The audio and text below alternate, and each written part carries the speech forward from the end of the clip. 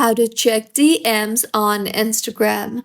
Hello everyone, I am Bishaka and welcome to our channel. Now let's get right into the tutorial. First things first, go ahead and open the Instagram application on your device and then go to your home screen and make sure that you are signed in. Now tap on the arrow-like icon or the DM icon from the bottom center of your screen and you will be led to the DM section. In here, you will be able to view all the active messages on your Instagram. You can simply tap on any messages in here in order to chat with someone or read messages or reply to someone.